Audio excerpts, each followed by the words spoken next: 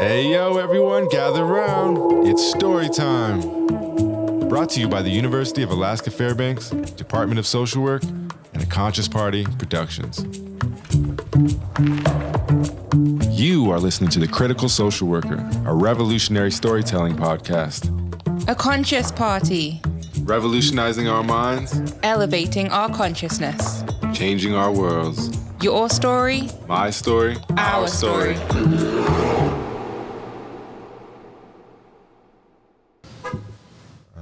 All right. Well, welcome to another episode of The Critical Social Worker, a revolutionary storytelling podcast. I'm your host, Christian Ace Stettler, and I'm happy because this is episode 50, so it's kind of a celebration. I guess it's not really that big of a deal. It's just another number. But, I'd always envision the podcast getting up in the episodes, and I want to introduce my guest. G, this is your third time on the podcast, it is right? Number 3. Actually, it would be 4 if we counted that one we didn't do, that we didn't keep. It's number 4. True. But this will be the third official time. Yeah. How's it? Man, I'm loving it. In fact, I'm very stoked to be here this week. Kind of a special week. It's my birthday week, so yeah, that's why I got my legs. So, but no. 32? I wish. 23. That's better. Yeah. No, turn the big 42. So 42. Yes, sir. Yeah. Well, I'll catch up with you in just a couple months. I didn't realize we were the same age. It's almost exactly. Yeah. Yeah. Well, and I'm also here with Chris. What's up, Chris? Hey, how's it, everybody? Thank you for the invite. Appreciate it. Yeah. It's good to have you. Let's move this over here so they can hear you guys. Awesome. Yeah. And maybe if you're talking more or less like in a thing, Okay. Just move it towards you a little bit. Gotcha. Okay. Thanks for having me. Appreciate it. Yeah, and let us know in the chat if you can't hear us. I don't have the headphones on, so it's a little bit harder. But just to get into it, the way that I know both Chris and G is I was here in Honolulu. I don't even know what year it was at this point, like 2018 or something? What year did you guys graduate? No, what was that? 2020. 2020 you graduated. Yeah. So you're here 1920? Okay, yeah, because it was the last. Were you in the class during the pandemic? Yeah. Yeah, you were, so right? we started. So actually, we started before the pandemic. So I remember I want now. to say we started 2018. Yeah. Yeah, 2018. Yeah. That sounds about right. Okay. Well, anyways, I was teaching. I was here, and I was asked. They actually asked. It's funny how you get certain jobs because they asked my wife because they knew her. She went to HPU to come adjunct over there, and she couldn't do it because she had just started where G works now, I believe. Yeah. So, anyways, I was teaching my wife said nah, but my husband's down, and they interviewed me and they hired me for the job. And I think I taught one cohort before you guys, and you were my second year. But it was just a really meaningful class all around. Or I should say cohort, because there were multiple classes, and we went through the pandemic together, and all of that. What are you guys doing now? What are you? I just said G's in dialysis, so she's working where Alicia, who was on my guest last week, where she used to work, and now she's supervising you. So it's kind of like It's full circle. Yeah, full circle. Come around full circle. You spread it around and come right back. Yeah. But yeah, so right now I'm working at a dialysis center. So kind of more in the nephrology area of social work in the medical area. So yeah, that's where I'm at. Been there for about 3 years now. So really enjoying it. I actually left and went to the federal side for a minute and left there and came back because I liked it more. So yeah. Route to dialysis. Well, quick question, serious question though, because I've talked story with Alicia about this a little bit, but is dialysis. So dialysis people are usually sick, chronically ill, or sometimes fatally ill. Well, not even sometimes. More so, it is a terminal illness. So, terminal. That's the word. Sorry, that's the word. Yeah, exactly. So without dialysis treatment, they won't survive very long. Yes. Or they're at risk for you can't really tell. I'm not God and can figure that out. But the chances of them surviving for more than a month is very slim. But so, I know that you have a big heart just from knowing you, and I know how I am, and I've never worked in a situation like that. But I worked with kids, that had bad outcomes sometimes, and it would really tear at my heart. And so, I just wonder, how do you deal with, do you grieve, and when they're passing away, how do you deal with that? It's weird because, even if you go back through the podcast, many people, but a lot of my background, but just to kind of be brief so you can understand, I came from a pretty rough area growing up, no need to kind of go through that, but it was like that growing up, and then I joined the Marine Corps, did a lot of tours, so seen things that way, and then I'm inside of dialysis. So I have lost a lot of people throughout my life since a very early age. So it's kind of strange that I've had this conversation quite a few times with some of my colleagues, coworkers who are younger than me, but they're still my peers and colleagues. But because, I have different experiences than they do, so they kind of ask about this because we do lose a lot of people in dialysis quite frequently. More than I would love. And so they talk, they ask me how do I deal with it, and I kind of intake it and I kind of just make my own peace, kind of share memories in my head, and then crazy enough, I have to move on to the next. So it's kind of weird even when I even try to talk about it, because sometimes I feel like it's kind of heartless, to kind of just have to move on. But, I guess maybe I've learned to grieve and went through that grieving process of, going through, the different stages and being able to reach that stage where I get back to a normal area of functioning. It's come pretty quick for me. So, I really don't know how I truly cope with it, and I really don't even know how to answer that question, but I do consistently keep asking myself, so I thank you for asking that. But I do find a way to do it, and then I still put a smile on my face and go do the same thing that I do each and every day. But, it's weird. Is that something you talk about in supervision, that kind of stuff? Or actually, no, not yet. Not yet. Haven't really talked about that a lot in supervision. Just because it's I don't know. It's just never really something that I felt like I needed to just truly talk about. Yeah. No worries. Just don't hold it all in. But I guess the point I'm trying to get to. So Alicia was our guest last week. So many of the people are familiar with her, and she's my wife, obviously. But yes. G is now doing a supervision with Alicia. So I'm just trying to put it in perspective, because these are all they're in the position that you all were in when I taught you. So BSW students, and many of them are going to want to go on and become LCSWs, and that's your path right now. And yes, it is. You graduated in what year? You graduated 2020? 2020. And then Master's 2021? Master's 2021, and then I was in the field working. So how many hours of supervision do you have to get for the LCSW? I need to get the 100 hours of supervision. 100 hours with so just explain it. That's 100 hours meeting with the supervisor, right? Yeah, meeting with the supervisor. But you still have your 2,000 to 3,000 hours that you're supposed to do with clinical experience. So that all kind of goes in conjunction with it. Plus, it got to be post 2 years past graduation. So I'm pretty much at the end of that. I've done my clinical hours, clinical experience hours, being inside the clinic, and that can look like doing assessments, there, kind of interventions, some counseling. And there's other different criteria that's in there, but being in the clinical environment, and that you have to be in a clinical position is kind of what I'm trying to get at. So as long as the position is clinical and you are doing clinical things, you kind of get that experience. So I've gotten that far, and so now I'm just completing my last few hours. I say few because it makes it sound better, but it's a little bit more than few. So I'm looking to be done hopefully by May. Yeah, right on. Well, that's the path that I'm sure that many of you will take. I know I'd say a good amount of folks that start out in social work want to go on to that's what they want to do, is go on to become therapists and talk to people and help people, right? Yes. So that's the path. So what's up with you, Chris? What have you been doing since graduation? Yep. So here in Oahu, so I'm working in forensic case management right now in the community. So I'm all over the island. Moving it too much. Keep going and I'll fix it here. Yeah. I got you. Right here, I got it. Right on. So right now it's forensic case management right now. So I'm helping people that are coming out of the state hospitals, as well as the prison systems, as well as residential programs. So we're helping transition people, working with them all the way around, from psychiatry up to group homes and everyday activities. So we're definitely working hands-on with the severe mental ill population right now.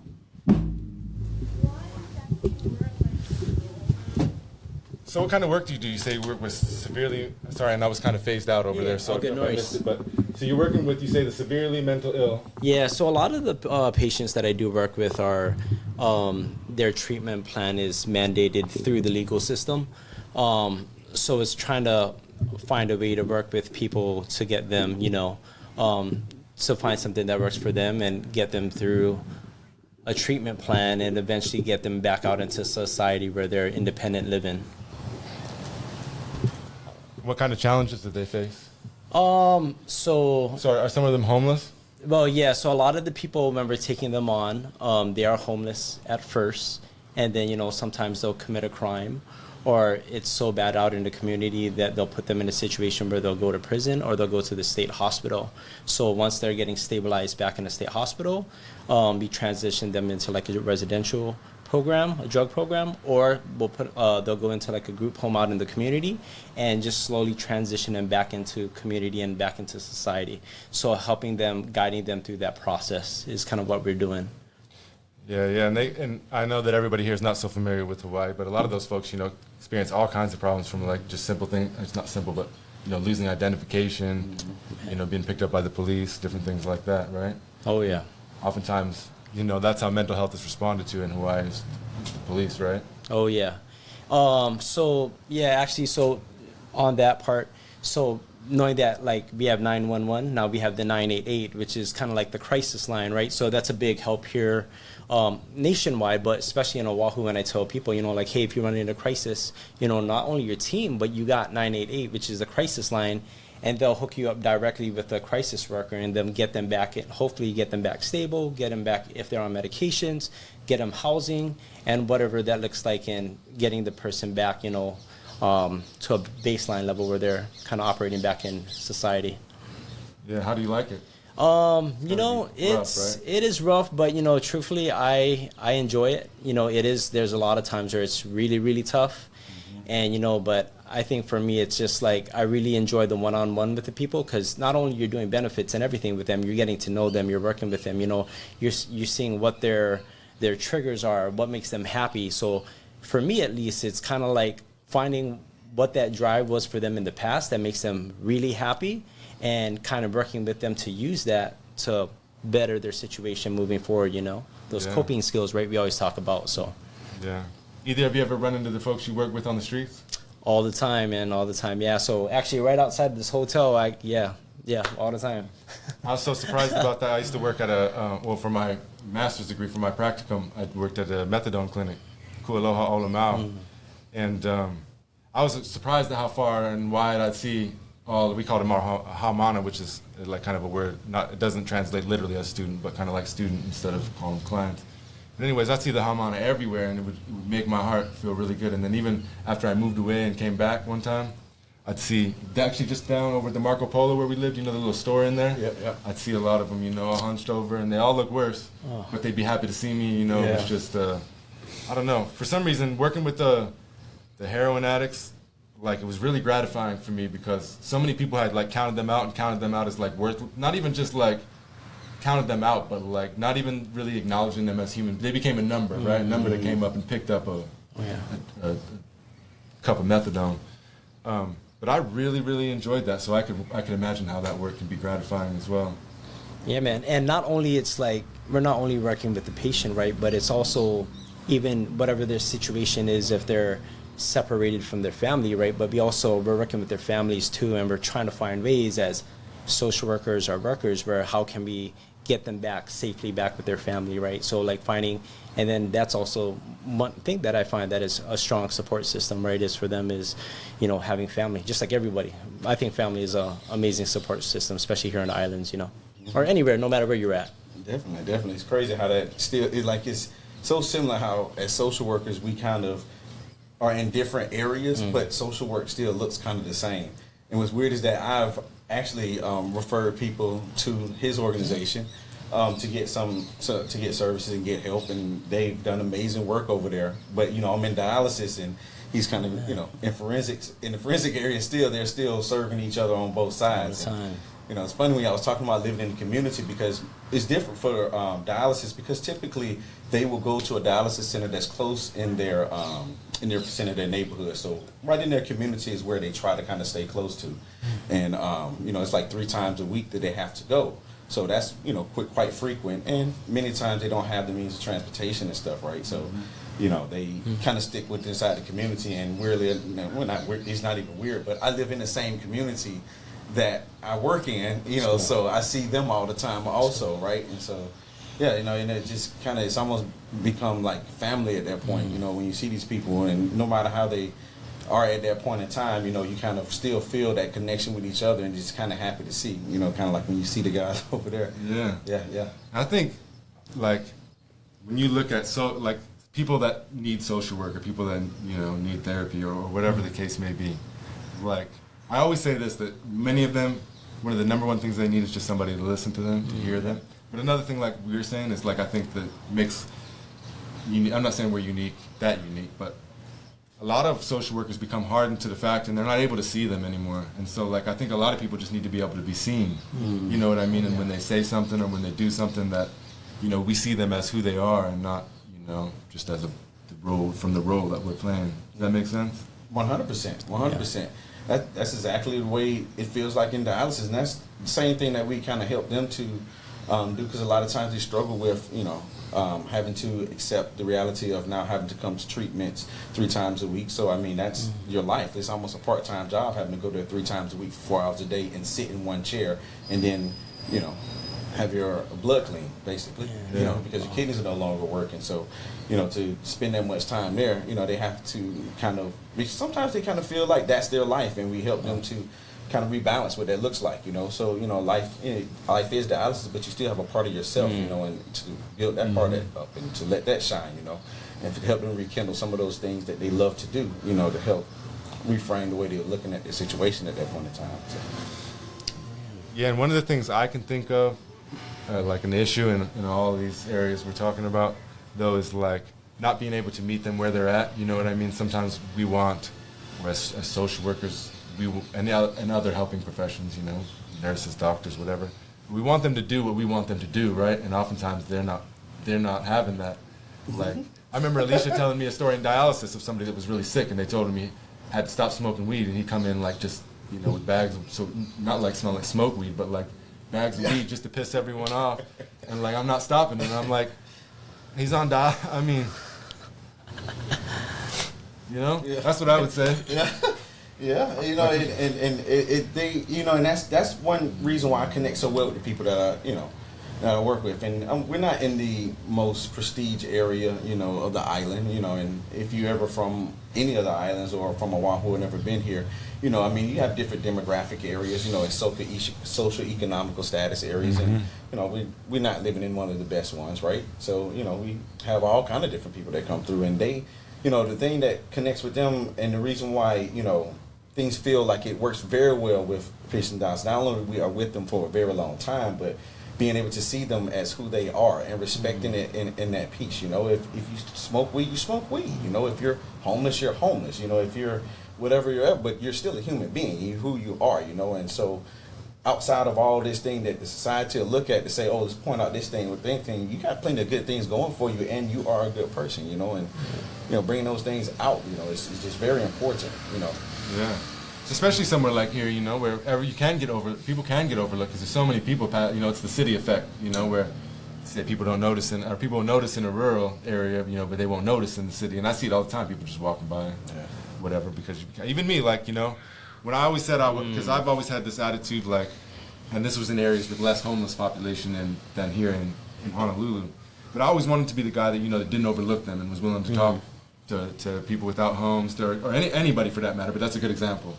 But then you come here, and there's so many people that, and many of them are also like, they don't want to look at you either. Does that make sense? They want to go about they don't want bothering them, or just like, and anyways, like, so now I find myself like in this thing, like, should I talk to people? Should I just go about my way? Should I intervene?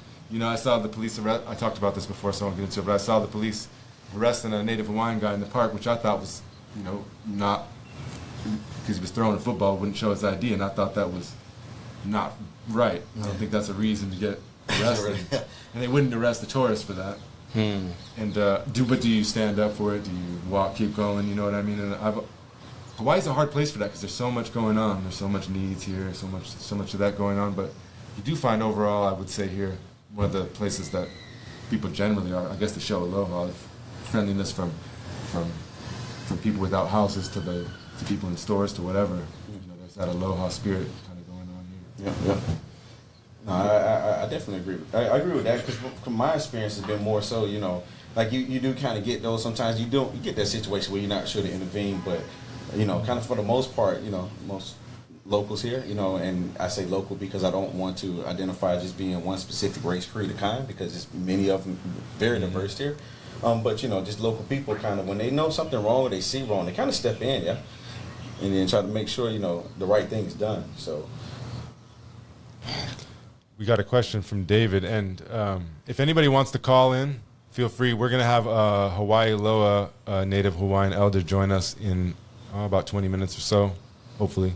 But in the meantime, if you would like to call in, we don't have that big of an audience, but we'd love to hear from you. But David says, can you guys share a story of a time when you felt you made a significant impact in a client's life?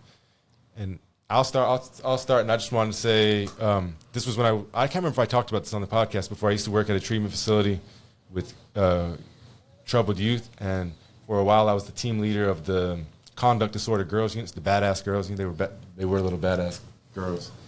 Anyways, people didn't want to work over there because there was a lot of drama, and they preferred the boys' side because it was easier. The boys were, there might be fights and stuff, but the drama was low. But I was over there and ended up over there somehow, and I really enjoyed working with the girls, and I knew I'd made a difference. Is one day, and after I'd left the unit, some of the same girls were still there. I was supervisor, and I went into my supervisor office, and it was Father's Day, and it was decorated for Father's Day, and all those girls had wrote me, not all of them, but like 4 of them, had convinced somebody else to let them in. I don't know how they managed that, to let them in my office, and they decorated, and they made me these cards that said Happy Father's Day. And that meant a lot to me. Those girls didn't have fathers, and I didn't have kids at the time. Yeah. And it was just super meaningful. And some people would say that the whole boundary or thing about using those kind of things. But when I saw those girls every day for 3 years, we cared for each other, if that makes sense. And so it makes 100% sense. That's one of the times that I really knew that I had made a difference, because they told me. So I'd say one more time. Yeah. Is teaching, because teaching can be a lonely job too sometimes. But after I taught these guys class, they took me out to dinner and gave me a little appreciation plaque, and that was super meaningful for me too, because you never know how. You guys were kind of vocal about things, but you never know how you're being received for sure, and if you're making a difference. And so students, and then in that sense, I don't like to call them clients, but the kids I worked with, them telling me that was super meaningful for me, and it also made a difference in my life. You know what I mean? It made me build confidence and know that I was doing something to make a difference and wanted to do more of it. I like that feeling. So good. What about you guys? Actually, shucks. I like to say a lot of times, but just thinking about kind of back into my earlier times, back at the youth advocacy program that myself and Alicia was actually working for at a certain period of time. One thing that stuck out during that time, so we was working with kids that were at risk, so they, were involved in a lot of different violent activities, gang activities, drugs, things like that, but that was the area that they live in. The apartments. Talking about Adult Friends for Youth? Yeah. Yeah, and for those of you that were in last week, we talked about Mo. This is the same place that he's talking about. Yeah. Recipe. Love that guy. So back to the story. You have to think about more. Sorry about that. The kids. It was pretty crazy, because these kids was out there, man. They was getting it. They in the community. They was really out there, really doing some pretty wild things. But it was crazy because they really respected us a lot, and I think it was because we respected them so much. And that's one thing I really took to the program that I still take with me now, is that it was a non-directional program, meaning that they didn't critique, they didn't necessarily scold, or they didn't tell them what they were doing, or they didn't identify stuff specifically to them.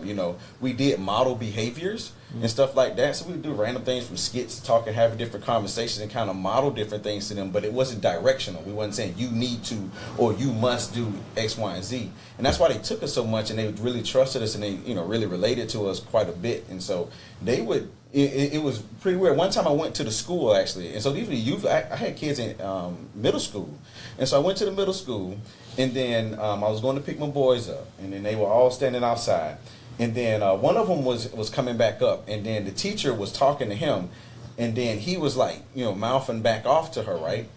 And then it was crazy because he looked up and saw me, and he kind of ran over, and then he just stood there, and then he wasn't talking, didn't interrupt or anything.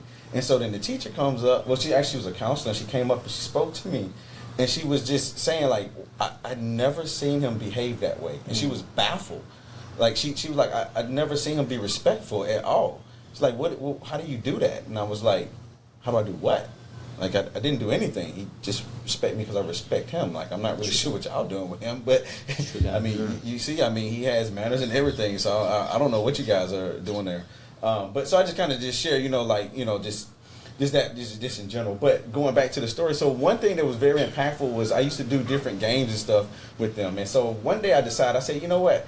I was going to give them a bunch of different toothpastes and just a bunch of different random stuff that to me wasn't really meaningful. We was trying to get rid of it at the time. So I brought it to there, and then I had them to play the games and everything. And then when I showed them what their prize was, they was like, oh, they was like, oh, gee, what? Like, they was like really stoked about it. And it was just toothpaste and like deodorant and like body wash, just stuff that to me it meant nothing.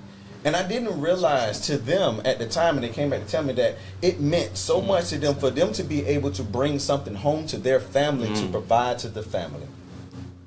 Because they was poor, they didn't have anything, ain't much out there. So the fact they was able to come back home and contribute something back to the family, that was like their highlight in life. And like, look, Mom, like that. Like right now, if I could take my sleeves out, you see my skin is goosing up because I didn't realize how impactful that was going to be for them, and what that meant to them to be able to just bring that home and give something back to their family because they didn't have much. And just some of those experiences, honestly, to me, which many of my experiences was very impactful, but that one just really kind of took me back. And I learned a lot from them seeing that and didn't realize a lot of things, that I was missing in those moments. And now going back and, recalling that, like I see things a little bit more clear and understand things from a different perspective and a different light, just understanding that. Because I thought it was just for them.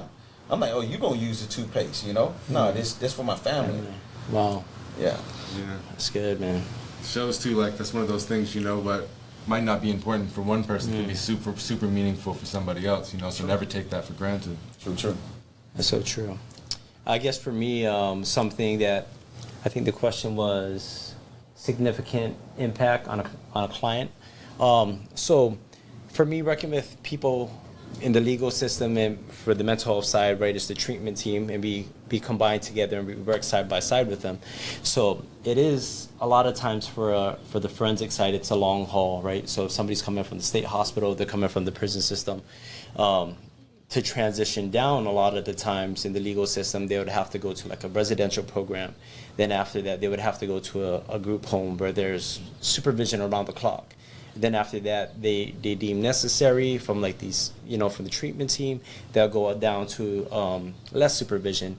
And then the ultimate goal is for them to be independent back in society, whether they're able to operate with or without their medications. For me, it's being able to see people go from a place where they're constricted and confined in an institution and working the system, because it's not that easy a lot of times where they just fly through the systems. A lot of times it repeats itself, and that's for us to just remember, hey, like we're gonna make it a little bit farther next time, and seeing them being able to go through the process and make it back home, eventually independent living and going back home with their families, and them just like seeing the family so happy, like crying in tears. And it happens often. And for me, it's just like, they'll thank me, and I'm like, no, man, this is not me. This is like you did the work. I'm just here to help. And, I think it's a beautiful thing, especially when there's kids involved. Like, I love to see like the reunification and the families getting back together. And again, like when we're out in society and we're seeing them, like they're working at the store, and, the team will be like, oh, I haven't worked with him for 2 years. How's he doing? I was like, he's doing pretty good. He has a job now, from like 2 years ago, they came a long way. So I think for me, that's a thing that I really love to see and keeps me going, at least, as well as taking care of myself on my own time as well, right? Because it is a lot of hard work and ups and downs, and it's this roller coaster in this valley that it keeps repeating, and the goal is for them to just keep going forward. Everybody's going to fall offline, but eventually they come back online and just keep going. So we could look at it like a lot of the individuals that we're talking about working with, they're going to have a lot of bad days, go through a lot of bad days. But what do you do when you go into work and you're having a bad day and you got to work with folks that are having a bad day? Like I think about like going back to working with kids. most of the time it was all good, and I came in with a good attitude. But some days, and I'll be honest, sometimes it could be because I was hungover. It could be whatever happened, and I came in, and then some kids mouthing off, and I'm not trying to deal with it that day. And this was before education or anything, so I don't even remember how I did it then. But I would for sure do it different now. Yeah. What do you all do when you're encountering, when you're the one that's having trouble, but somebody else needs you too? Luckily, I don't know. I try to put humor in a lot of things, and it's not to. I don't know what it is, but if people smile when they laugh, it really just softens the impact of whatever is going on at that time. So honestly, because it happens to me, because that's one thing, and I'm sure Alicia will tell you how much you get complaints and stuff with people that are not happy about whatever it is, or whatever that looks like, and so they come frustrated or angry. And what I do honestly is I just, even if I'm having a bad day, I just literally come out of my bad day and try to see how bad their day is. And then I just find some humor just out of it, yeah, you know what, that is pretty crazy. And I just completely lose thought of what my bad day was. And then now I'm kind of focused on whatever they're going through at the time and trying to help them to resolve their issue. So that's kind of how I do. I just kind of try to find something else to kind of take my mind off of whatever I'm experiencing, and then find some humor into something, or and I'm not saying that I'm laughing at their situation necessarily, but what I'm saying, just basically to kind of enlighten it. Because a lot of times when they're upset about things and they're coming frustrated, I actually will try to or I talk to them and actually try to laugh about something about whatever's going on. And usually it works. Because I identify hey, isn't that crazy? We laugh about it and now it's already gone. And so, yeah, I don't know. That makes me feel good knowing that they are feeling good at that point in time. And so it just wipes away my own frustrations from the day. Yeah, well, I like it just in the sense of I think oftentimes, right, when we're stressed and we're at work or wherever we're at, but we're in the future, or in the past or something like that. That's not really have nothing to do with what's going on right now, right? Yeah. But you laughing and bringing it to the present. That's a present moment. You bringing yourself to a bodily, as you mentioned, actual physically laughing and putting a smile on your face. Those are things that are present in the moment that change the reality of our present moment. So it is like bringing it back to the present. Yeah. True. What about you, Chris? So for me, actually, it starts at home. So it really starts at home. It starts early in the morning. So I got to make sure that what I do before work and what I do after work, that I really, really focus on how I'm taking care of myself, right? So whether that be spiritually, which is a big part of my life, physically, exercise, as well as family dynamics, and really taking care of myself at the home front, so that when I go out to serve and I'm serving daily, that I'm putting my best foot forward, and definitely, even as a person that's pursuing to be a long-term, a social worker, a therapist, I try to make sure that I'm focusing on, even for myself, also seeing a therapist, make sure I'm debriefing, right? The same thing as exercise, right? It's just I don't only see my therapist when I have issues. It's prevention work, right? Exercise, we do preventative work and making sure that I'm taking care of myself before I go out and serving other people. So, yeah, and there's days, where I'm stressed out and overwhelmed, but I think it's really self-reflecting, taking the time back, taking time to step back and take a break and say, breathe, figure out what's going on around me, and I'm ready, and then I'll come and re-engage again. So that's what works for me.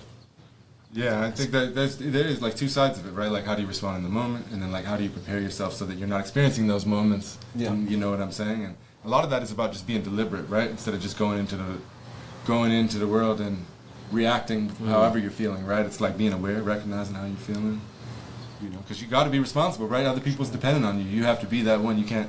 Oftentimes, as someone in social work, you can't be the one having a bad day. Yeah. And I think that's why, a lot of social workers, spend more time doing other things besides self-care, because we, like Chris was mentioning, say I do the same rituals. When I'm heading out the door and I'm ready to get ready to head to work, I've already re-prepared, like you said, I've already prepared myself for that day. So I'm going out the door ready to receive whatever that looks like, So then in the present moments when I can implement some of those things. But, that's kind of also a part of I think why a lot of times we sometimes still neglect ourselves and our own care, because almost 24 hours when we woke, we are prepared to go do what we got to do for other people. Yeah. You know, Yeah. I mean, work is 5 days a week. So 5 days a week, and you're sleeping 8 hours of them. You're working 8 hours of them. And the other 8 hours, you barely got any time for anything else. So, you know, we're at that time for that. So yeah, you know, self-care is actually a part that we gotta really start thinking about forcing, you know, into our routines as well. And exercise has been a really good one for me. 5 days a week at least, I go and work out for at least 1 hour. You know, kind of relax some stress. But yeah. That's one of the benefits of living in Hawaii as well. That's really hard in Alaska. Is, you know, it's so cold that I mean, there's obviously gyms and stuff, but it could be like 50 below zero for weeks at a time. Yeah. And so it can be here. You just getting exercise just by being an active individual and getting outside and walking around. You know, I think it's one of the most beautiful things about the place, and the land, you know, takes care of you here. Yes, it does. We got a couple things going on. We got our special guest, Maui Loa. I'm going to bring him on. We all don't know each other here yet, so this is Maui Loa. We met yesterday. How are you doing today? Good, good. Thanks for joining us. This is G and this is Chris. Hey, How G, you doing? how you doing? Oh, sorry, Maui Loa. Oh, All shit. right, all right. Chris, nice to meet you. Same. All Nice to right. meet you. Welcome. Aloha. Yeah. All right, well, we're going to get to you in just a second. I wanted to answer I saw there was a good question in the chat. It says, fellas, do you feel that your job was a calling, and if so, why? And for me, I'll take that question first, and I have mixed answers for that. I don't know, my beliefs might be different than some, but I don't necessarily believe that it was like a preordained thing or anything like that. But if you were to ask me why I became a social worker, I would say that social work chose me. Like, I never intended to go. I never looked at myself that way or intended to go that way. I was a troubled youth, troubled young adult. Got out of jail one time. My dad's friend told me go apply working with youth, and it was a match made in heaven, if that makes sense. And so, while I believe that the profession chose me, I feel it was more like an organic thing from the universe, aligning the right way to put me in the right place in the right situation, rather than like I was exactly supposed to take this exact job at this exact time or anything like that. What about you guys? For myself, I think it was a calling or maybe a destiny. Same thing, you know. I mean, I had my difficulties and my struggles growing up, and I've also had people inside of my life that stepped in to help steer me in the right direction. Now, sometimes it worked, sometimes it didn't, but you know, regardless, there was always somebody and it was crazy because the people that it seemed that God put inside of my life to help steer me in the right direction wasn't necessarily people that were supposed to be in that trajectory of my path, right? It was just, some were random, some were family friends, but there was somebody that was there that cared enough that wanted to help guide me in the right direction to get me, you know, to a better place. And so part of it is, I think, is a calling. Part of it, I think, is that, you know, they paid it forward towards me so that way I could pay it back towards others. And, you know, and kind of the same thing like Christian was saying is also, I think that it kind of just fell into my right way as I started to, you know, pick up higher rank inside the Marine Corps. I started having junior Marines, and then I started having to mentor those junior Marines and help guide them and, you know, help them through things. And then that expanded to me working with families as a family readiness officer, and I'm working with families. Just kind of felt good. And I in my head one day I kind of put this together, which is, I hope you get what I'm trying to say, but I'll say it now. So essentially, everything that I said, you know, it kind of still goes into this concept of mine, is that it kind of still feels selfish. Me as a social worker out there helping, because I actually feel good when I help other people, really. And so I really feel like I feel good myself. So it's kind of selfish in a way, because I feel good doing it for others, but it's not trying to get that feeling, you know. So that's what keeps me wanting to do that, because it just feels good to help other people.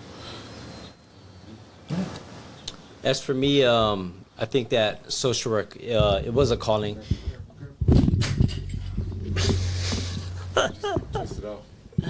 So for me, yeah, I think it was a calling. So coming from the background, for me, it was my background was mechanics, and one thing I found myself doing all the time was that whenever we would be in the engine room, we would be upside down in the engine, like working through stuff. Like my biggest thing that had me driving in like 130-degree weather, working in an engine room, wasn't necessarily doing the job, but mostly connecting with people and hearing people's story.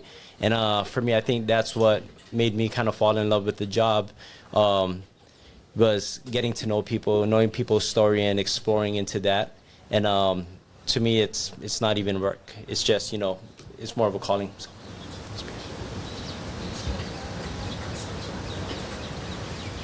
Hold on one second. We'll continue. Keep talking, Chris. Yeah, but so I think, other than that, I mean, like I was real grateful I had opportunities where my work offered us kind of like these collateral jobs, right, where like you could help as a victim advocate or help with suicide intervention. So I took these collateral jobs because they were interesting to me, and I had no idea. I didn't know what they were, but it interested me for sure. And the more I took these classes, the more it opened my mind. I wanted to explore more and more into this road. This road for like growing up in the islands, like it was like real strict. There was a lot of conformity for me, at least, But as I explored more into it, I think I felt more in love with how to serve other people than just going straight all the time. Quick break.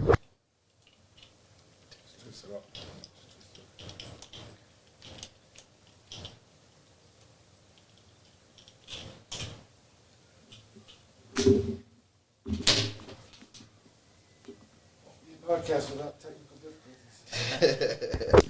Especially on the road. That's the traveling. There we go. All right. Here you go, Mike. No, I'm good, You're man. the host. All right. Well, I thought it would be a good time right now to return to David's question. I know that we kind of got that in the middle of a problem, and Maui Loa had just shown up, and we had the mic fall off and whatnot when you were asking the question. But he wants to know about, what is it that you do living with and working with natives or indigenous people, and how do you gain trust? And I think that I just want to say a quick thing, but I thought that might be a good question, a good thing for you to take. You've been here your whole life. Social work has been around here in Hawaii, and you've experienced it. But what I would say in my experience of working with indigenous people is that almost all indigenous people that I've come across personally have treated me with like the most utmost respect and I don't know, hospitality is not the right word, like welcoming, kindness. On the other hand, when I've moved to smaller indigenous communities, like in Alaska and Ukiagavik Barrow, 5,000 people, mostly Inupiaq people, I'm not saying on the individual level I wasn't treated with, like I wasn't welcomed, but for the community as a whole to really accept me, it took like 2 years. You know what I mean? I had to really work there, and I had to go out and do things in the community and whatnot before people really gave me the time of day. And I actually respect that, because lots of people coming in and out, non-native people, coming in and out of Alaska, working there. So I respected the fact that they made me, that I had to earn that trust, that I wasn't just, gifted that, just like that. But what do you think? I've seen social work all my life. I can remember going to school right down here in Waikiki at 4 years old. And they called me to the office, and as I looked over in the car, I saw my two sisters in there, because we were being taken from our native mother at that point. I think I was 4, and Hawaii just signed on to the union, and they made a lot of promises. And this many years later, they came up really short. But for social work, that's anytime there's failure in corporate government, then you need a lot of social work. I'm an artist for social change. So I'm a native artist, and I have big heart for all other Native Americans, Alaskan Village Indians, American Indians of the 48, and surely the Native Hawaiians who have Indian standing. We've been really struggling, but we've been really struggling. But we have a system of social enlightenments within our own spirit. You know this because you're in Hawaii, and you know how much Hawaii has. Hawaii is like a state of mind. And if you can reach that good state, then you can carry that positive energy that it takes to be a buddy to everybody that needs you. You gotta be a buddy. You know that in the military, you gotta always be there for your brethren. So when they go stressing out for whatever reasons, you gotta find yourself and be the captain. Tell them It's a storm. It's gonna blow down. It's a battle. It's gonna quell down. We bring it under some, you know what I mean, some goodness. So, yeah, everything does. The great spirit of Creator is always present if you always remember that. And they endowed us for a long time. We the humankind. So we're most supposed to be that, the kind. You know why we say the kind? It's supposed to be the kind. Most versatile word. Very versatile. Yeah, you're supposed to be the kind. And so, you know, my message, like I was telling you, Professor, it really is to the Alaskan Village Indian, because they just been so pitted down, and there's a parallel to Hawaii and to Alaska natives, and we need to help each other. We're looking for more tools from the federal government and from the local governments to abide by the ideals and the principles of dignity of the people of this overall country. And I do it 24/7. I'm out on the street. I'm an artist. I'm a visual artist. You want to bring that art over here now? I show some of the people out there what visual art is here. This one I just did. This one is a kappa, and it has the symbols of the four elements. Because all Native people have dignity in their art form. Of course, we wouldn't have tribal art if we didn't have the base African mother. She's the oldest mother in our ancient belief system. So she endows us. That gene endows us into many things. If you look at this symbol, you can find this similar symbol in Ethiopia. But yet, it's just a memory in my gene to conjure this imagery here. Usually the four spiraling energies. It could be renewal. It could mean renewal, but it could also mean within renewal, not exactly a destruction, but it is a powerful force that renews things. And surely that's the Creator's plans. That's for us to just know about and acknowledge and dig deep to understand what that means. You know, those are all the elements of creation: the air, the fire, the earth, the water. We want standard of that. We want to know that as Native people we're not drinking polluted water. It's going to hurt us. And we want to know that the earth is not polluted and going to hurt us. And the air is not going to hurt us. But that's a struggle. You know that today. And so as a social change artist and as social workers, how do you deal with that great force? You still have to deal with it accordingly and be positive and try to be in that state of mind and stay in Hawaii if you can, and where it's, you know, the fruits and the trade winds and the sand and everything like that. But we still struggle here because it's like the old timers say, it's not like it used to be. What do they mean by that? Not like it used to be. Well, that's the same with the village Indian in Alaska. They could tell you that too. It's not like it used to be.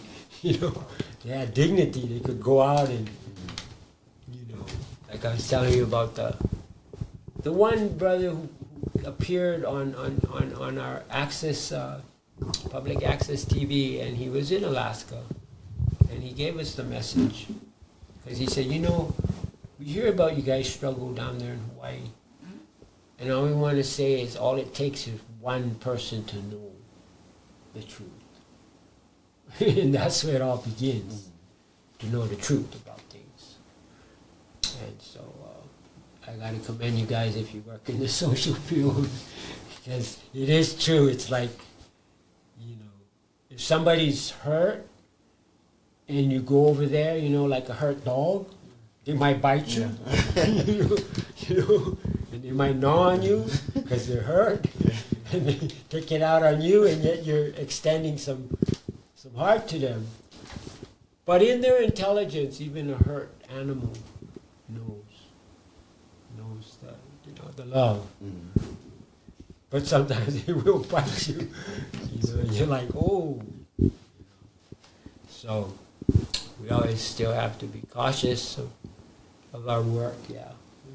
That we don't go into that fire pit and get burned. Yeah. Because we have to be well to really help others, you know. And it's a big struggle in Hawaii. I always say, give the natives dignity, let them bring their art out on the public places in those beautiful warm days, put their art out and give them dignity. But if the laws of that place, Alaska or Hawaii or wherever, says no, then what does that do? That breaks their spirit, it makes them go into illicit trade, all kinds of stuff, all kind of mayhem. And then more social work has to be done.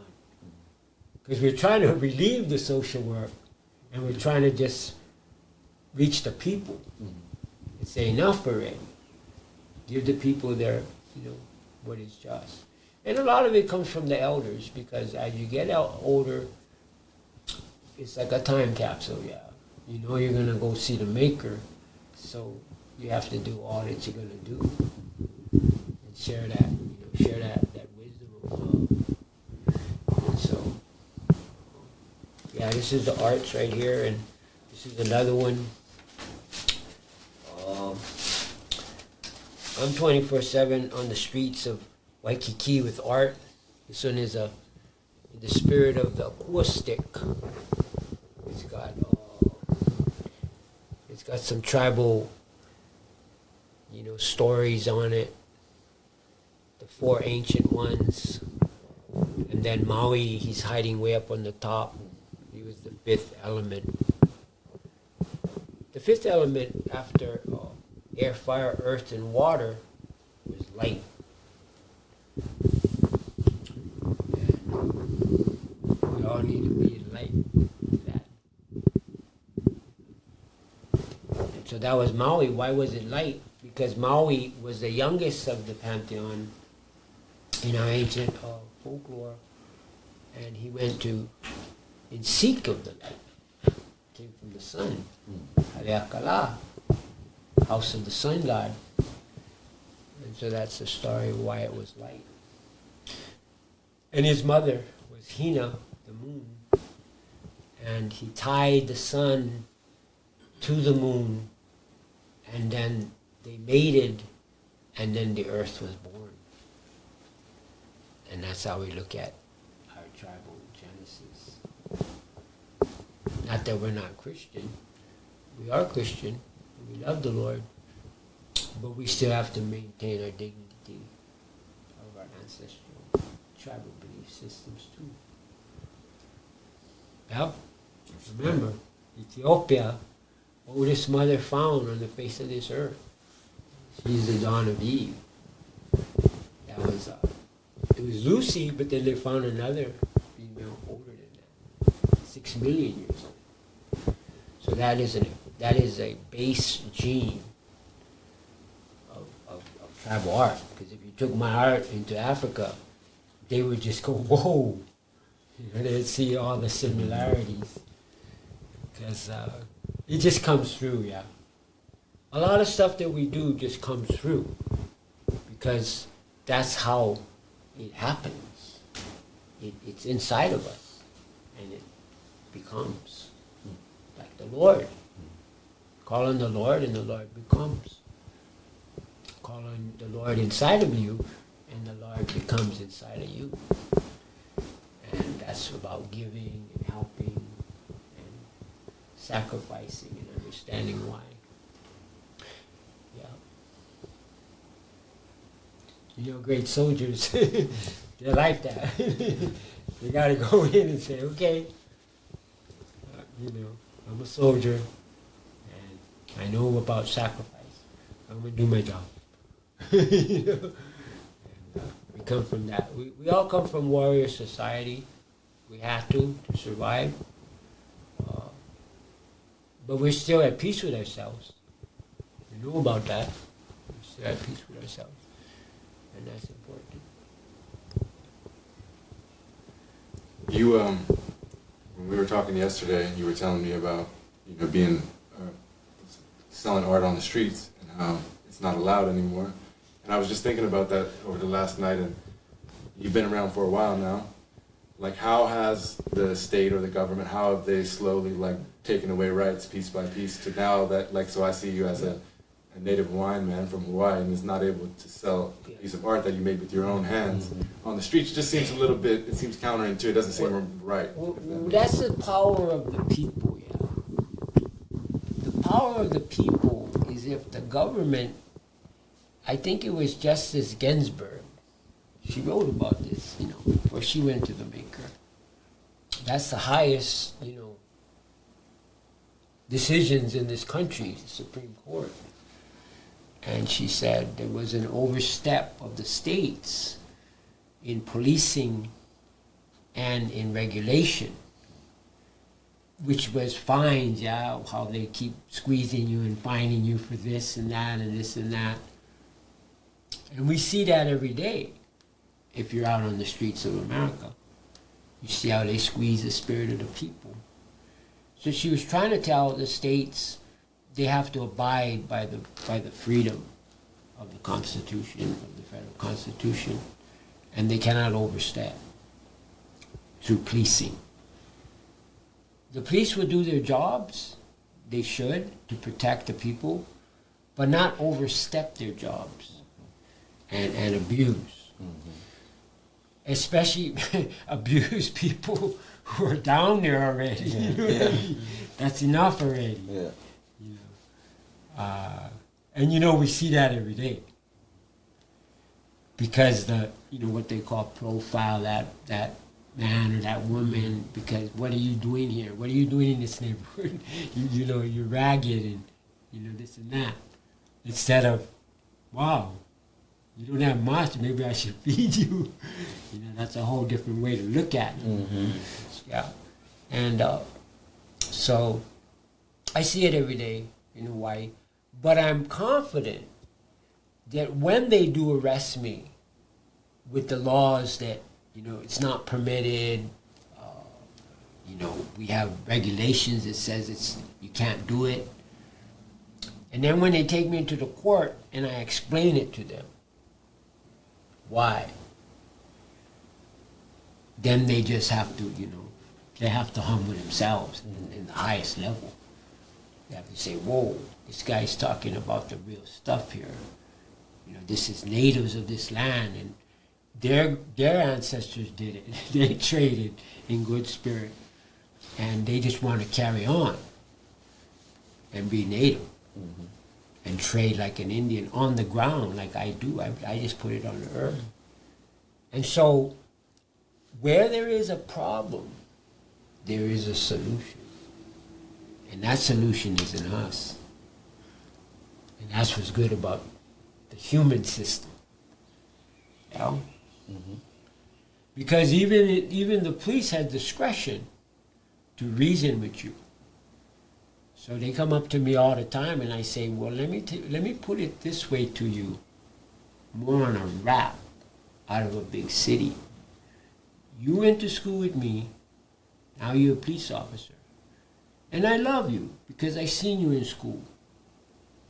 But we could be tough. If you mess with us unnecessarily, when you get in trouble, and you may, I might look the other way, and you're going to go down. It's best you treat me right, because then I'm going to watch your back when you run into some heavy stuff. You know? I don't want me to be the heavy stuff, but I can also be the heavy stuff. Yeah. How you treat me.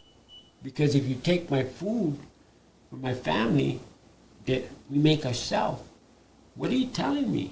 You know what I mean? You want me to go into Waikiki and run the mob there? And just take them all down? And I'll be the one selling the women? I'll be the one selling the heron tar and the ice? And making a bundle every night? Because that's what you're pushing us towards. So best you don't do that. I'm your uncle.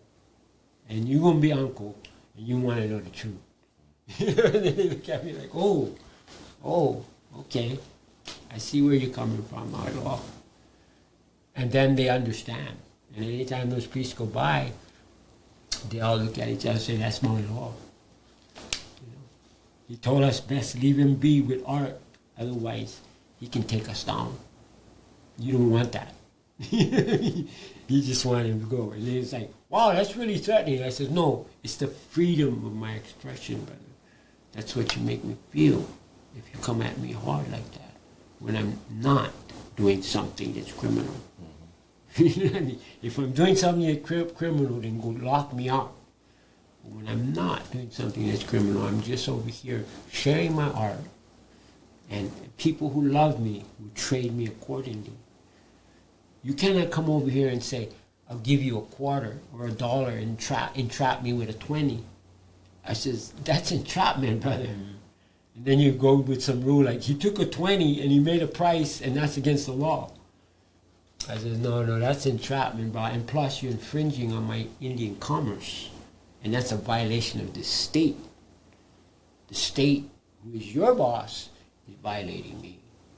Because only the United States regulates the trade of Indians. That's reserved by Congress. So this coastline, you take federal money under the Sea Grant, goes to the university, and that's federal jurisdiction over me.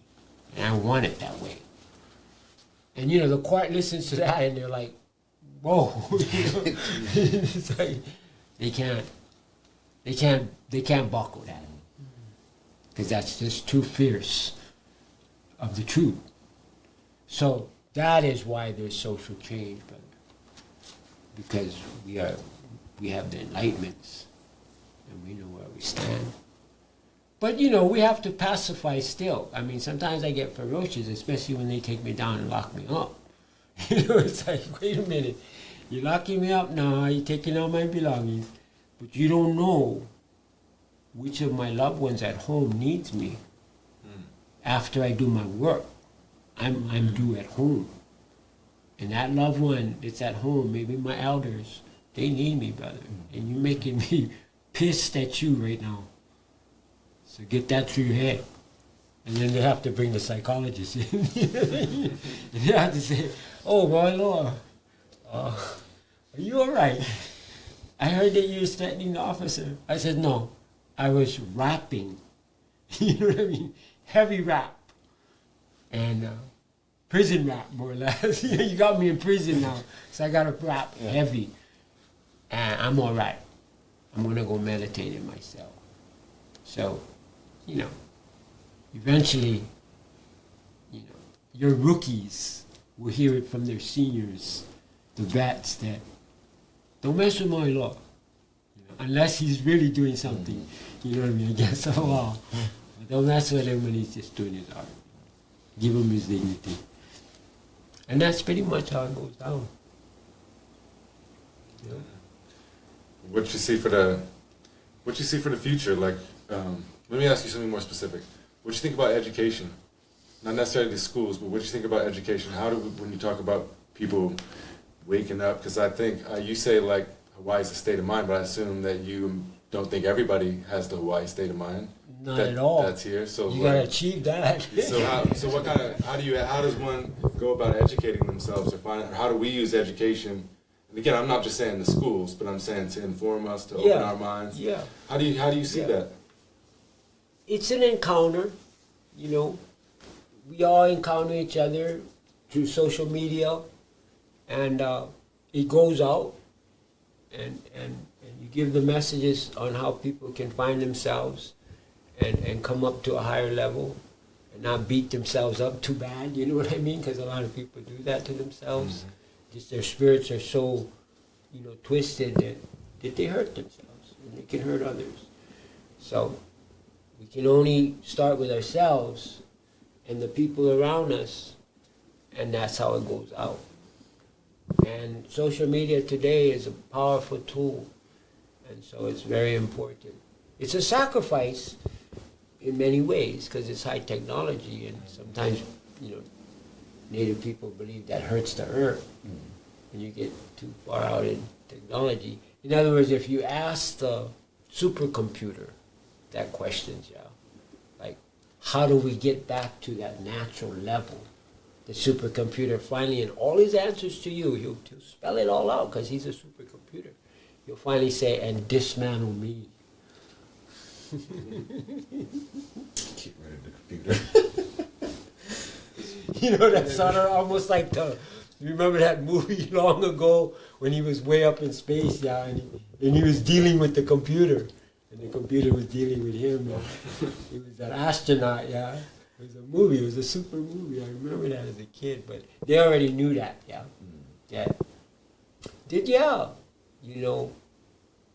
we need technology to reach the people, to enlighten the people, but many people might choose to get away from technology and then just go, and touch the earth somewhere. Go back in the lo'i or go back in the ocean and. Because when you're in the ocean, you cannot take this with you. You just take this. They might make something. Well, eventually they might. So there is times when we can try to rest ourselves from technology, but it's all right because everything has a place of dignity. And but one of the best people of technology, he passed away. He was that billionaire. He passed away. Because he did so much sacrifice in bringing it up, but then it made him not well. Mm-hmm. And then he went to the maker. But he did pass us the high technology as he went into another level. But that other level is not technology. That other level is a spiritual force. We need to deal with that too. As they say in Hawaii, the spirit of Hawaii, which is aloha. I think one of the benefits, when we talk about the opposite of technology, it's one of the benefits of the island of Oahu is that people are gathering and usually sitting on the earth somewhere, and there's plenty of space to do that. There's different kinds of people. I see they have recovery AA meetings. I don't know what they're doing. I assume AA meetings over there. Yeah. But they have people, drum circles. There's all sorts of stuff that goes on. Different groups of people that interconnect with each other. That kind of mimics the internet in some ways, but you don't necessarily have to have that here because you have so many different kinds of people that are all coming in contact with each other. Whereas we're the opposite in Alaska right now, right? Especially after the pandemic. Everything's gone online for the most part. And so everybody, it's good in the sense, right? All these villages that were once isolated from each other are all now connected and can participate in the university or anything, or connecting with their relatives that have moved to the city or whatever. But on the downside, you know what I mean?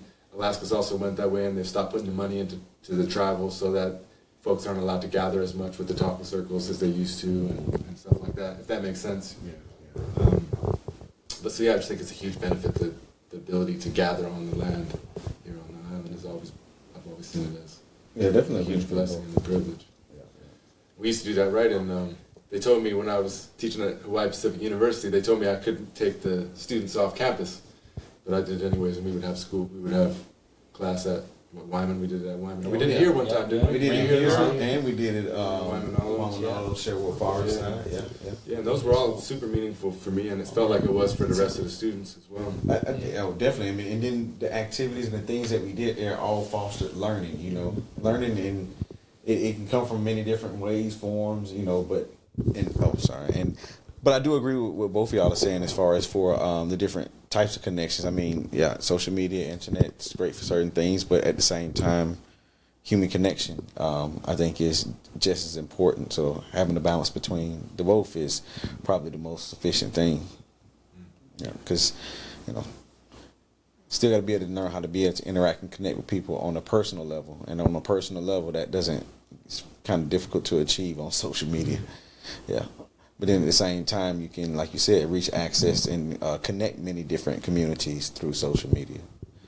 So It's funny you say that, Christian. You say the school didn't want you to bring the students off campus. Well, kind of like you bring it up, I think that was probably, to me, one of the most meaningful classes was those few classes that we had off campus, because it was outside of that normal structured inside setting, you know. So thank you for that. Yeah. Even in the time we went to the Loi patch, over in the Kaneohe side. Yeah, and was able to go and actually take off shoes and do some indigenous work. I mean, it really grounded you and helped you to learn and understand, you know, what the culture is about. You know, so just like you were saying, old school. You know, like learn some of the old school ways, some of the things that help them to thrive. You know, because technology fails. All technology will fail at some point. You know, and then what do you do when that technology fails? I remember too when I was a grad student at UH. They took us over to Ho'olu'ana up at the top of Kalini Valley. Yeah. They take out all the invasive plants and replace them. And they talk story, you know, they have, I can't remember his name, Uncle, I can't remember his name. Anyways, so we went there as graduate students, and then when I was working with the heroin addicts at Kualoha, Olumau, I had some you know, men and women that were beaten down by life, you know, and been using intravenous heroin and beaten down in various ways. And when they got up there on the land, they like came to life, you know. Oh, Uncle Scotty, that was his name, Uncle Scotty. They listened to Uncle Scotty talk story, and even though they didn't have much physically left to give, many of them, they were over there, backs punched, you know, and like they found their dignity and a little bit of pride come back, you know. And I think it was the same thing we say, like a lot of folks don't see those, like the heroin addict or whoever, they walk by them, they don't ever even see them. I think, you know, like going up there, the land sees them, Scotty saw them, they were able to participate in another way that even though, you know, as decrepit as their bodies had become and whatever, it still brought them back to life, you know, and I could tell they felt that blood surging through them. We need more stuff like that, you know what I mean? I agree. Yeah. And that's why I like a lot of the practices and things that I've, you know, come accustomed to here is just like learning and understanding what it is to give back to the Aina and to receive from the Aina, you know. So, and I definitely agree. You know, I mean, again, everything that we have to our resources these days, whether it's human, technology, no matter. I mean, they're all resources, you know what I'm saying? So it's all in what you are trying to get out of that resource and what you're putting into that resource really is where it is. And so if you go into it with a good spirit, good heart, good mindset, and trying to seek good things, you shall receive, or at least it's so funny. You receive the same. Sorry, I didn't mean to interrupt. No. You can. Okay. One thing I wanted to share, and G was there too, so we're talking about, again, working outside of the classroom. One thing I'll never forget, you know, so both of us, right, thinking back to the service, like we have this structure, we have this plan, and it's set for the month, it's set for a couple months of what we're doing, and every day is already set. And then we had one of the projects was some of the fields where the water was flowing down in the stream, we had to build a rock wall to prevent the erosion of coming down off the side, right? So where the fields were. And one of the biggest things I learned that day, man, was that we were up there, and even before we started working, we were like, okay, what's the game plan? And we prayed and we figured out, they said, what is the land giving us to work off of today? And that's how we decided. I was like, man, that's amazing. And then one of the biggest things I took away that day was that I remember these guys, we were getting into a match where guys were gathering rocks, and the guys were grabbing bigger and bigger rocks, right? So who could carry the biggest rocks, you know, to build this wall? And one of the elders, he fell down, he smashed his finger exploded, it pretty much fell off. And G was giving him first aid, right? And so as these guys were rushing out of here, everybody's mind was gone. Like, all the minds were just like shocked of what just happened. We just seen all this blood everywhere. So if you think back, and I'm thinking back for me personally, like in the service, we would have just kept going and kept working what the mission was and put the guy to the side and keep working. But the day, and the thing that I learned that day was that one of the kumus, the teacher, said, he looked at us and he knew that our minds were gone already. And he said, stop. He's like, everybody, that's it for the day. And the reason why we're stopping is because our minds is not focused, and more harm is going to happen if we continue working. And they just stopped the day just like that. And for me, that was a big learning lesson, you know, of like being in touch with the land, right, and the spirit, like you're talking, to really pay attention to what's the intuition of what's going on around us versus what the mission is, and just keep moving forward, you know. So those out of classes experience were for me like some of the biggest learning. You remember that, man? You were there. You were there. You're the first aid, the first responder. No, anytime you work with pohakus, you can't get bit by that pohaku. You gotta slow it down and more prayers and acknowledge whoever had to spill their blood that day. And it was an elder guy, got his hand smashed, so you gotta heal it up. You know, we heal and then we ask ourselves, okay, maybe we was moving too much pohakus, you know. You moved the wrong pohaku because that's our old belief system. True. You know, you're supposed to be real, like cautious on moving pohakus. You know, and always acknowledge this because there's force in the pohaku. The pohaku was there for a long time. And, That's true. We need to understand that about it, about the earth and all the elements of the earth, the water, you know, the fire, the air, everything. We have to understand it more because we got away from it. We don't acknowledge it anymore, and yet it's so much. It's so much a part of us. You know, we are dependent of it. Yes. So we have to slow down to it, and acknowledge it, as all Native people do. The elders always, even in Alaska, they had to acknowledge, because they're way out there. You know, they're way out there, and how did they survive it? I mean, that everything could just open up. The whole ground could just open up and swallow them. Big blizzard come in and you never find them. you gotta slow down and acknowledge the earth. And so we learn these things. You know, Hawaii is a high point of learning. It really is. You know, we say e ala e, to follow the pathway of learning, enlightenment. E ala e, you heard that, but it said that. E ala e, the pathway of enlightenment. Yeah.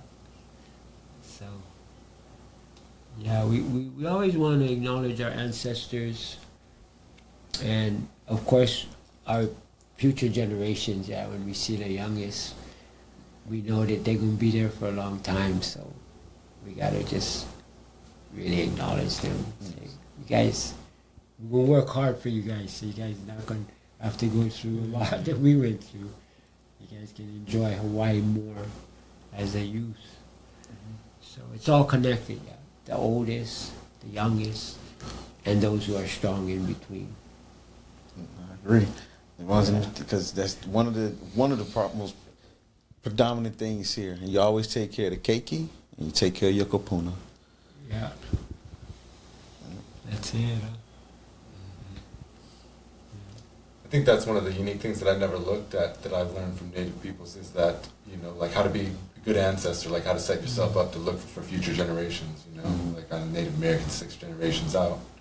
You know, whereas I think in this world, we're just taught to look at the moment, you know. I mean, you might be like, you have people maybe saying you should save for retirement or something like that, but you don't have, everything that we do in this world is just to build the profit for the present moment, you know. Even if you look at like a presidential, it's only 4 years, so you got to just keep worrying about re-election, so they don't really have any incentive to make it work for the future. Yeah.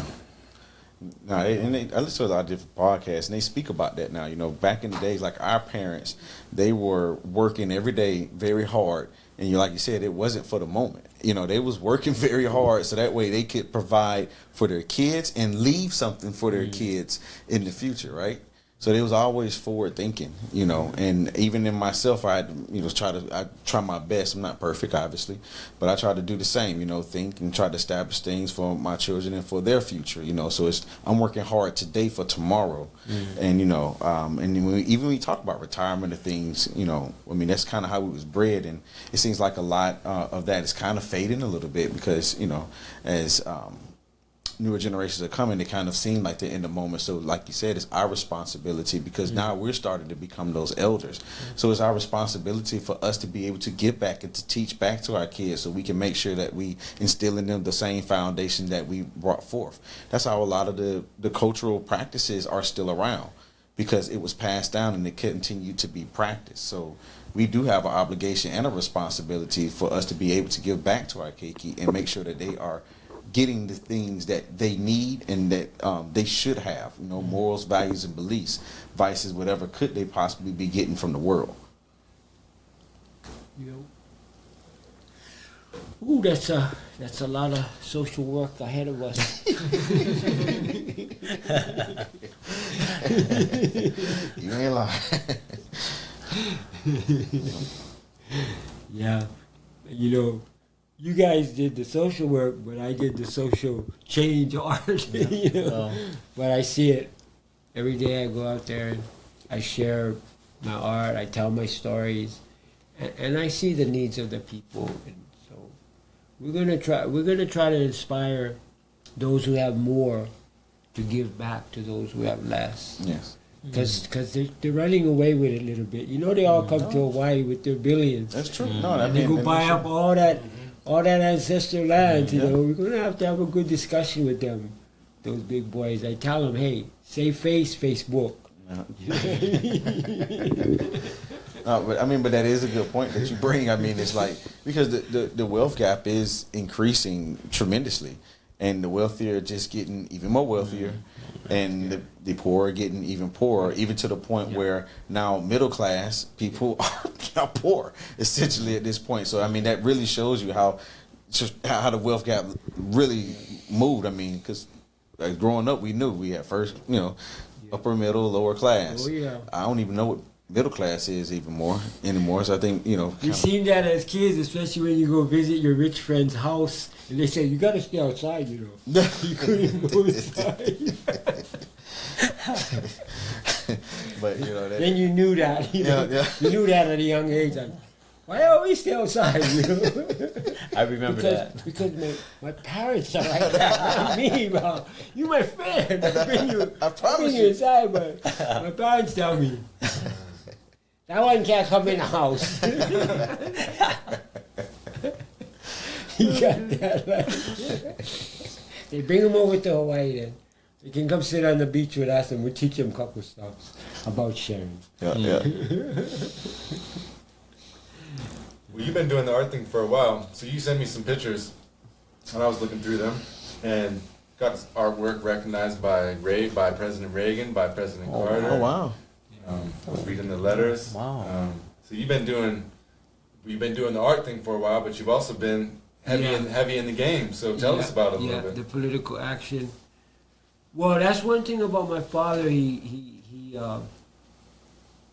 Well, my mama was, the native, and she talks directly to the creator. Yeah. Well, my dad, he talks about it through politics, more or less. Can you reach the creator through politics? But that was my dad. My dad was into politics, and so he always wanted to bring me and set the foundation. So a lot of that stuff you see was my dad's push. He'd take me to D.C. with him, I might go over there and want to go smoke a doobie and get him in trouble, but he basically wanted, to introduce me to the system. So a lot of that was when I was young, in my 20s, and my art, same thing. As young as 14, already written up.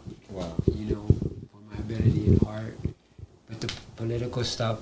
Around in my 20s, I met Carter's administration, did some work with him, and he did the self-help, he did the, for humanities, where you make a house and you put in your sweat equity and you're part of building it, that was President Carter, and he was known as the human rights president, and then some of that background with Martin Luther King's wife, Coretta, when she came to Hawaii to get her husband honored. She had to go to every state. You had to ask them to vote it on as a federal holiday and things like that.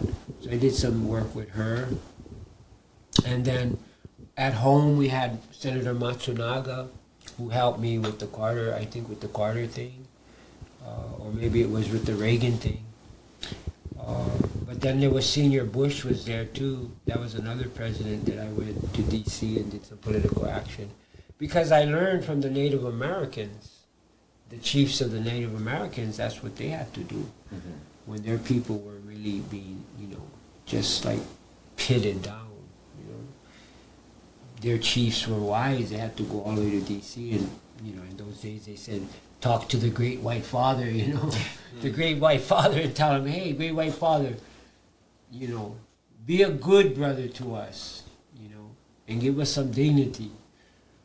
And so those chiefs had to go up there, and so I was sort of, a lot of my upbringing was African American movement was strong, but the American Indian movement was strong, and the Mexican American movement was strong, and the rights of Asian Americans, when they were up in the States, real small minorities, that was a strong movement too. And so you learn about that. And surely the hippies were a movement in themselves, just for the total, like love God, and be at peace. And that was really, really powerful. So these things that come from the spirit of the people is so much of a blessing, And if you go up to high places, I can remember going up to D.C. and visiting all the different guys, and when they saw me, especially the senators from Hawaii, it was like, wow, come in my office, and tell me what you're doing up here, and then and so it was really an experience for me to see all that and get the documentation on it, and so. But then I'm a lot of people say, wow, Ma, you've been so far, you've done so much stuff, like, where does it end? I mean, what is the final, thing? So there's pretty much no final thing. Yeah. The thing is to enjoy the love now that where you are, That's good. There's a future, there's a past, there's a present, but be all that you can. Connect to your ancestors of the past. Look forward to your little ones of the future, but also be in the now. So it's all that balance, yeah. Mm-hmm. It's all that balance. And so, to me, being an artist the way I do it on the street this way, that's pretty much utopia. You can just humble yourself down to that level, where you just go over there and express your art and share it with the people. That's pretty much utopia. It's almost like a monk who humbled himself so much and trained, but then he finally asked, his masters, is it time for me just to go out and, meet the people and just help them, as I encountered them. And everything I learned, to defend the weak, and help the needy. And yet he's just a monk, What can he really do? Well, he can do a lot, because he's going to go and do exactly all the principles that he learned. Mm-hmm. And now he's free to just go be that. Not easy to just be that today, because of all the complexities in our minds. So we got to empty out sometimes. Mm. And that's what I mean by a state of mind. We got to empty out to a state of mind of Hawaii. Hawaii is a state of mind. And stay in that beautiful state, and then you will be the glow for all others who don't have the glow. And then when they see you, it's like, oh, they just change right there. Like, oh. And that's what it's about, I think, So we just got to carry on, Like the Lord said, just carry on, son. Carry on, my daughter. Mm-hmm. And then finally you heard another voice telling the Lord, remember you had a mother now, Lord. That's the universe. That's more like a riddle,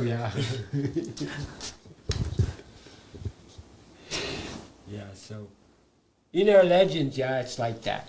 That's what the riddle of the legend of Maui was, that Maui had to go to his grandmother to find out the knowledge of the sun god. But it meant that the sun god had a mother, and that was the grandmother. And she knew the answers. So she told Maui, this is how you do it. You know? Remember that song, This Is How You Do It? Who had that one? That was all in That's two different words.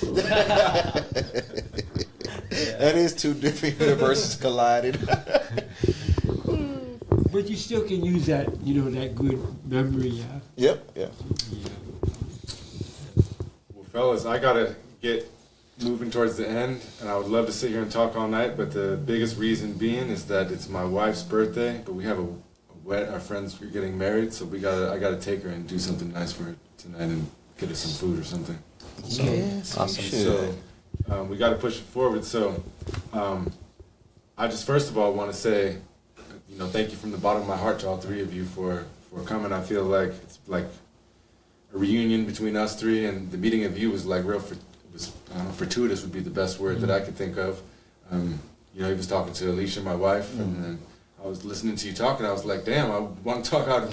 I would like for you to share this with everyone else, because this is good, you know. So I feel like it was a very fortuitous coming together of, you know, four great men, and so I just want to say thank you from the bottom of my heart. Mahalo for you know, lending us your time, your wisdom, your expertise, your experience, and I want to give each one of you the opportunity to share some last words with the audience. Well, I really thank you for bringing me as a guest, and thank you, Professor Ace, for your things. But it is your lady's birthday, so which of these three things that I brought would you like to gift her? Because I'd like to gift you either my chart as a gift or any one of these drawings.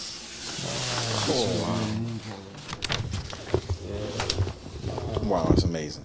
Well, personally, I would choose this one, but she would definitely choose this. Well, then you'll have to get them both then as gifts.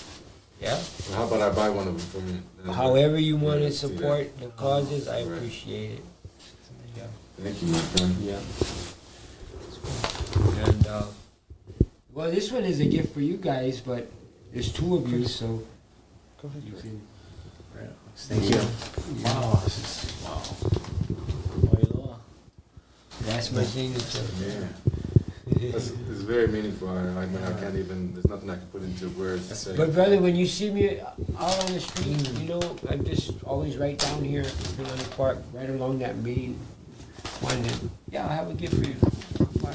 I definitely, and honestly, like you've given us probably one of the best gifts that, you know, you possibly give, which was a lot of your wisdom, your knowledge, and just your presence being here. So, you know, along with thanking Chris, I appreciate. I definitely want to start by thanking you, and I appreciate you really coming by and just, you know, blessing us with a lot of different knowledge and other perspectives that, you know, I'm sure many people haven't never heard, and even for myself, trying to, you know, engulf myself in understanding some of the indigenous culture, many things you taught me today that I haven't, you know, been exposed to yet. So I want to thank you for that. That's much more of a gift than I can ever ask for. And you know, obviously, Chris and I guess Professor Ace will go with. Both of y'all, honestly, like, it's always a pleasure. So, I mean, you like a brother to me, you like a brother to me. So as soon as you told me you was coming, hands down, whatever I got to do, you're definitely who I'm seeing. But no, I really appreciate, you know what I'm saying, you getting us together again, being able to share some time. I know we just saw each other not too long ago, but it's never enough. So I'm happy to see you again. And I know y'all be traveling back soon, so I'm going to wish y'all best travels, but also hope that y'all do a quick return, because I'd love to see the family again. Chris, love you too, brother. Yes, sir. And for everybody else, just thank you for joining in. I appreciate the questions and the time, and, you know, listening to all four of us, you know, rattle on, and hopefully that we gave some really good things for everybody to take away, you know. So just want to thank everybody for their time, and thank y'all for listening. Yeah, and I forgot to mention that too. Thank you for the contributions from the audience. I know we've been talking a lot, so we didn't get to everything, but, you know, Jazz, thank you for the comments. David, thank you for calling in. Thank you for the comments. I really appreciate it. Yeah. Thank you, everybody. Appreciate it. Professor Ace, Maui Loa, G, and everybody out there. Just being able to get together with everybody, connecting, talking story, and, taking a step back and just, after a long day at work, man, this is real. This is therapeutic. This is good. Thank you, though. This is amazing. Yeah, well, let's do it again for sure. Sure. And, we can do it. Like we're talking about technology. We can do this from wherever. So. Yeah. Gotcha. But again, it was a very meaningful, transformative conversation. And again, thank you for the gifts. But I agree with G2 that I really thank you for what you've instilled in my heart and my consciousness. And like I said, that's I don't. We were talking about earlier whether everything happens for a reason or whether it's preordained, and I don't necessarily look at it that way. But I do know, and I have realized as I've gotten older and more experience, is that the universe works in interesting ways, and when you put things out there, it tends to put you in certain places that can't just be chance. I don't have the explanation, but certain things happen. It's not just chance. It's a little more than that. Yeah. I don't want to say much more because I don't know exactly, but the universe does align in certain ways. I agree with that. And as soon as I started thinking that, as soon as it kind of manifests the way you think about it yourself. Yeah. I agree with that. All right. How about you leave us with the last words? Close us out.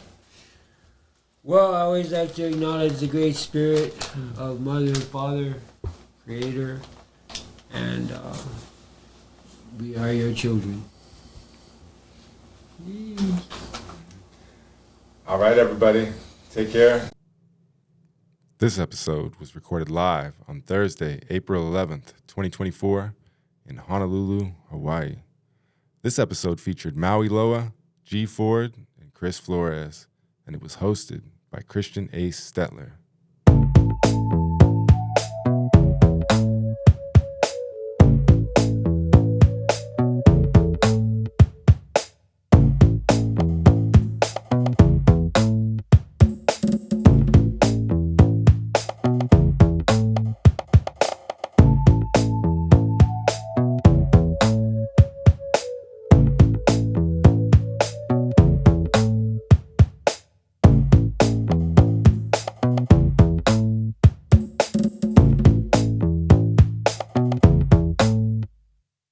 Brought to you by the University of Alaska Fairbanks Department of Social Work.